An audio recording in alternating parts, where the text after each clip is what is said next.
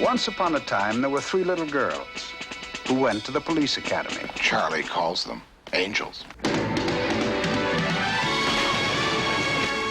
This is a tough one, Angels. Needs the feminine touch. Girls in high heels and bikinis running around with guns is still amazing.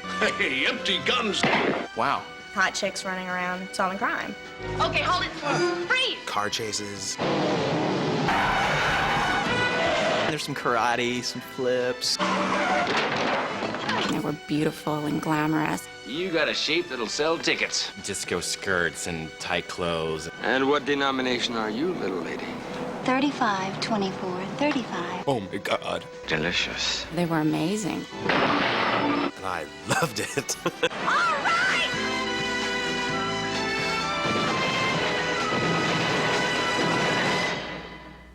The generation that I grew up in, Charlie's Angels was a really important television show to us. It's definitely one that stands out. I was hooked right from the very start. It was the show definitely the next day at school that everyone was talking about. We have 3 beautiful, smart, glamorous women who were private detectives, and they work for a man they've never met, Charlie. I don't think there had been a TV show on before that was carried by 3 scantily clad chicks. I mean, certainly you could see that much jiggle or whatever in other TV shows, but I don't think at that point that would be all that the show would have. Didn't have anything to do with content, except the content of the bras that they didn't wear. You didn't see nipples like that on television. She always wore like a little tight or a blouse, but she never had a bra, and like, there they were. For me, the appeal was girls and guns. That was it. They seemed like autonomous women who were out in the world, who had some kind of agency and some kind of power. And I think that was what was really sexy and kind of fascinating about them. All that I saw were these really strong women who could solve anything, who were never afraid, who didn't need men to like get them out of a jam. It felt to me very representative of what was going on out there that I just like could not wait to get to. Like in Los Angeles and New York or Acapulco or the Riviera or other places, you know, I assume that that's how things were handled. Well, I know who your favorite angel was. Farrah. Take a bow, Jill. You had Farrah, the sort of fun golden girl, sexy and assertive. Beautiful, blonde, outdoorsy. Sex kitten 24/7. The sex bomb, firecracker, she's a pistol. She's it. She's the one everybody wants to jump. I've been stalking you all night. Please. And the epicenter of all pre-teenage lust I've ever had. Farrah was like too much a woman for like any boy to take in. And it just like, it kind of blew on circuits. I like your energy. Farrah on the skateboard thing, I remember that really clearly. It's a routine chase, but it was athletic and graceful. She was doing a lot of bends and moves and all that up and down, and she just had a lot of style. It just seemed a little bit Evel Knievel-ish.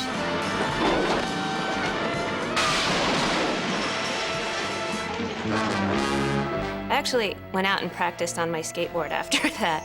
It'd be really cool if I could do that. Our next semifinalist is Miss Kelly Garrett. Well, Jacqueline Smith physically, I think, is probably one of the real classic beauties of our time. I don't know anybody that could dispute that. She's got that sort of earlier good girl pinup quality. She's a little classier, brunette, a little more sultry. She sort of seemed to straddle the 2 appeals in a sense because she had dark hair, but she also had the glamour of a blonde. She wasn't quite as no-nonsense as Kate was, but she wasn't quite the sex kitten that Farrah was. How'd you like a swift kick in the shins? Jacqueline Smith was known to be the streetwise angel. Emergency, baby. I need help, and I mean now. You move it, Turkey. We were here first. I always felt like she was the most vulnerable one because she like had those big eyes and she just seemed like the softest, like maybe she could act the whole show, maybe she couldn't pull through. Just tell him where I am. Please, tell him. I know, lady. A matter of life or death.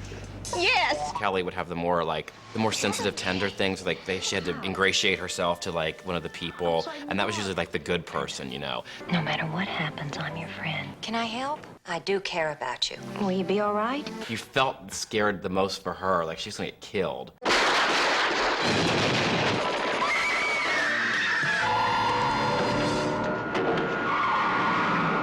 Sabrina is my favorite angel. Hi. Kate Jackson, she's the brains. Such a pretty head. and so full of information. Sensible. No nonsense. Get to the point. The anchor, which would kind of get them out of a crisis. Freeze! Don't do that.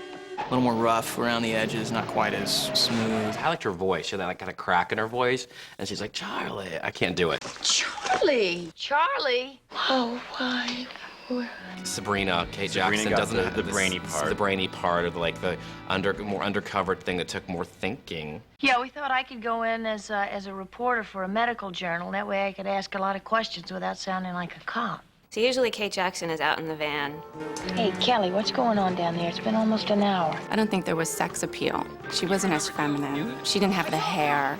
She's pretty, but not in a kind of frivolous way. Maybe a little pixie-ish. One of the most memorable things for me about, for instance, Sabrina, was she always wore a turtleneck.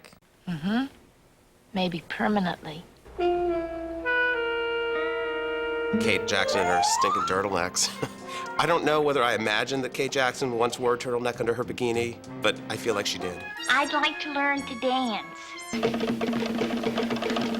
Who is Charlie? That's a good question. No one ever really knows who Charlie is, and it's never really revealed. They work for some guy that they never see. Like, they didn't get to know who he was. But you know, there's one thing I'm really curious about.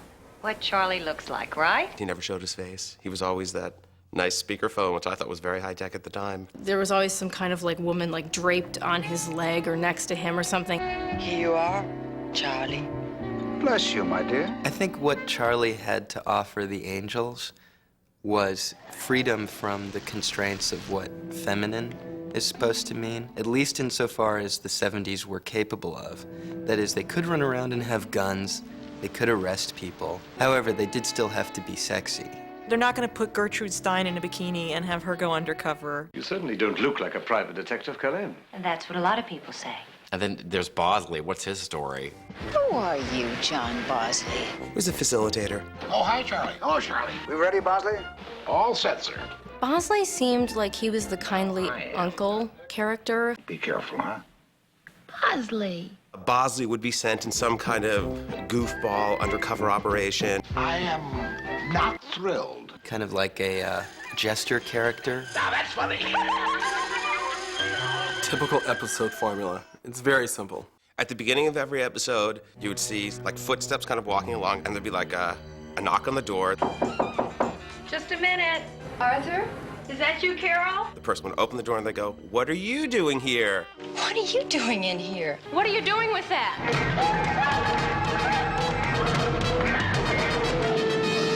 And then And then the angels all get called into the office. They all come in. Charlie has an assignment. Morning, Bosley. Good morning, angels. Morning, Charlie. They would always go undercover. They were always like in disguise. Is centerfolds? Kelly, when you took this job, you knew there'd be a lot of undercover work.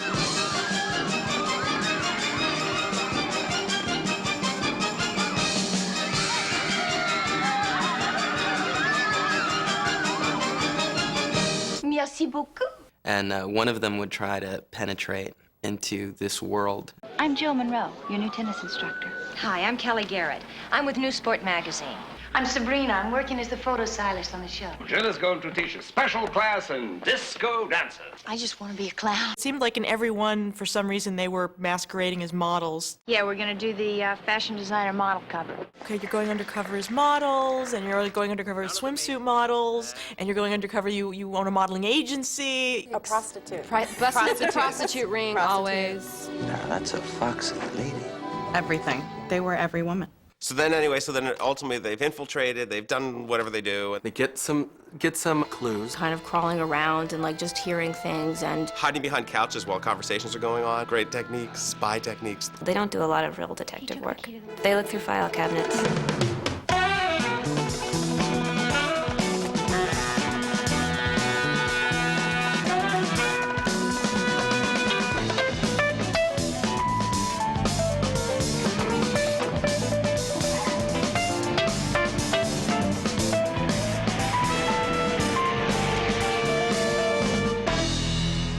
Hurt me to put a bullet through that beautiful body. the angels use their sexuality to get what they wanted all the time.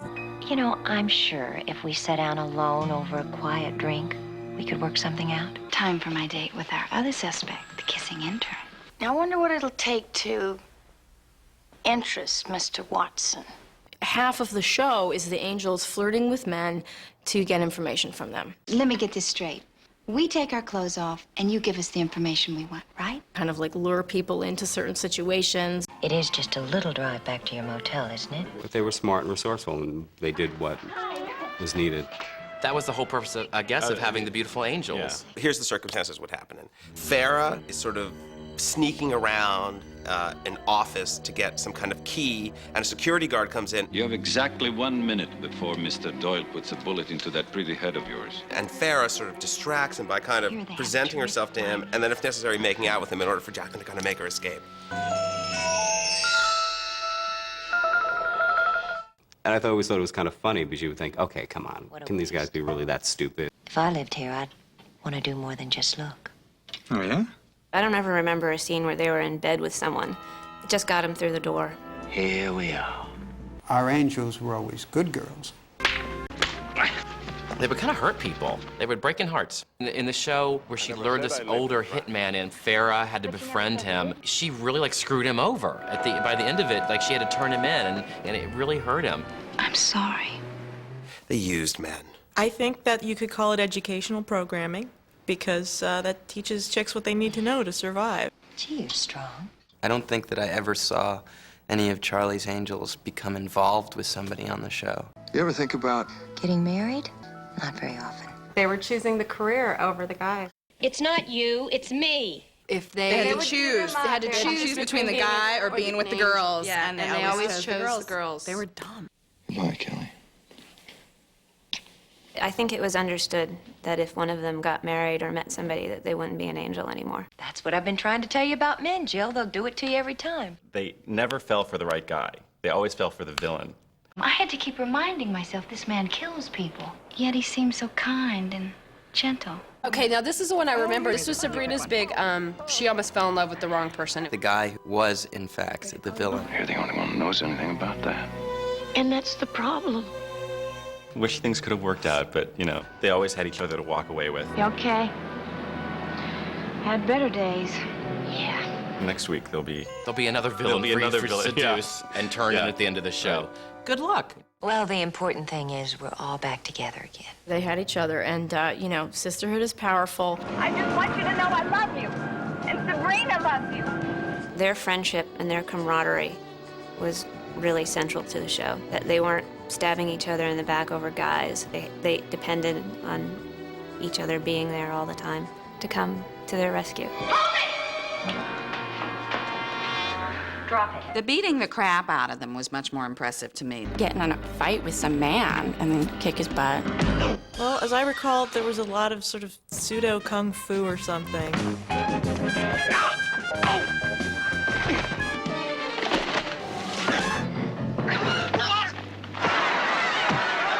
If you have three angels who you know are pretty tough, you're gonna have to create a pretty tough woman for them to come up against.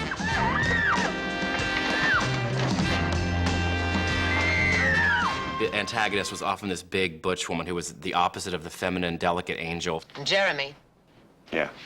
use the napalm. I see your head outside the door. I'll knock it off. Like, they were the only good-looking women on the show, so they are evil men. If there were women, they were Russian. Big, beefy sort of masseuses. Where is the manuscript? Then one of them gets into some kind of jeopardy. That's like half hour through where like someone would almost get shot at. Run off the road. Kelly, hit the brake! Someone would always be in danger.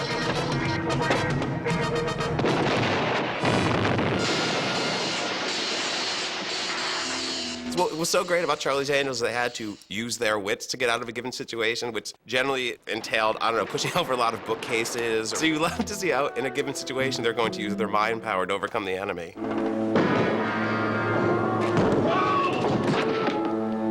It culminates in a shootout on a rooftop, and then everyone gets in their Fords and they have a car chase. If we lose him, the man in the trunk's dead.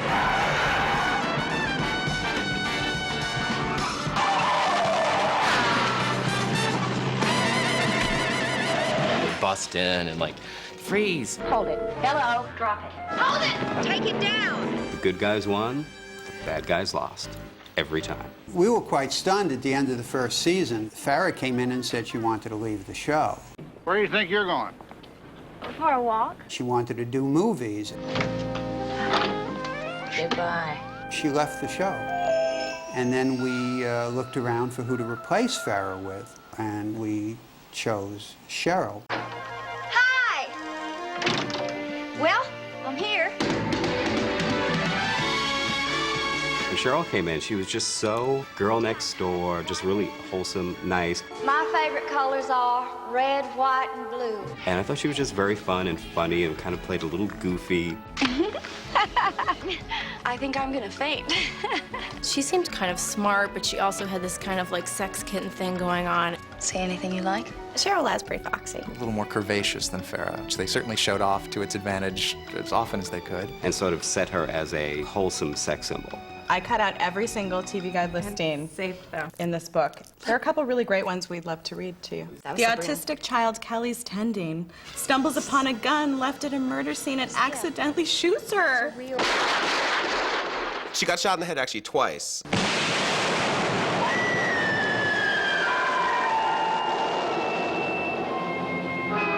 Yeah, If they she ever got got shot. shot. Of course she got shot. I remember that I cried. I thought she was gonna die.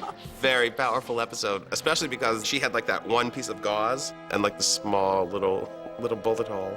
I know she was gonna make it out. I remember a weird episode where Jacqueline Smith started having flashbacks of being locked in a closet by her nanny named Beamish. Don't take away Beamish, please. That was really weird. Remember the one where there was that weird alien thing and she had that weird eye on her hand? The triangle, symbol of perfect shape, perfect form. There were many episodes that stood out in our minds, but mostly we thought, what would be interesting to see our angels doing? Where could we place them? Prison? Angels in Chains, my God. It sort of epitomizes Charlie's Angels in a way that no other episode does. Not only are they going undercover in prison, which was good enough, but then they become like hookers. Be cool. It can't be that bad. Yeah, oh yeah, did they have to get sprayed off for lice or something by a sadistic prison guard? Oh yeah, that was a good one. Open your towel. Roller derby was big at the time. Coming around those tracks. Charlie told me I'd be a big hit on skate! All right! And there were a lot of guest stars, too. I can't right now name who they were. I'm sure Cesar Romero was probably involved. I will have to kill you, you know.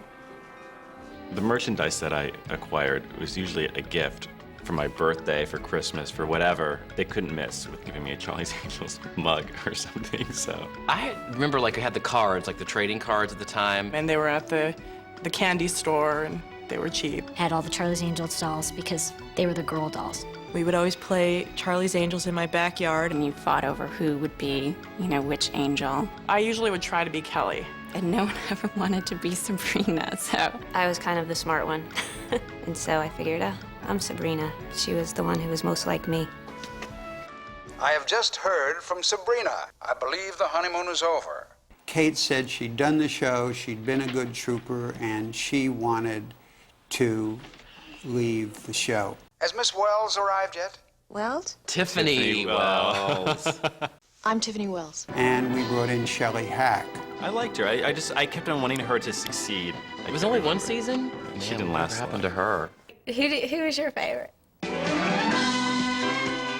Tanya Roberts is the angel that I thought then and still think now was the hot tamale of the group. Tanya Roberts was our last angel. By the time Tanya Roberts got onto the show and she was sort of clinging to the hood of the station wagon, I mean, I was over it. Frankly, we didn't do a good job of reinventing it. Kelly? We were still doing in the 5th year the same show we were doing in the 1st year. That was our fault. And so it just kind of ran out of steam. Ended an era. The memory that you have of it is so much more than what the reality of it is, because it depends on what point of your life you were in when you were watching it. And as a little girl, it was something to aspire to. When Charlie's Angels came out, I was 10 years old, and I think that it's a really mixed message. And as a young girl, to be told that message, it's really confusing to kind of sort out how you're supposed to act in the world. But that's what entertainment's all about. None of us are really anything that we see on the screen. If we were, it'd be probably a lot more interesting. Bye, angels. Goodbye, Charlie.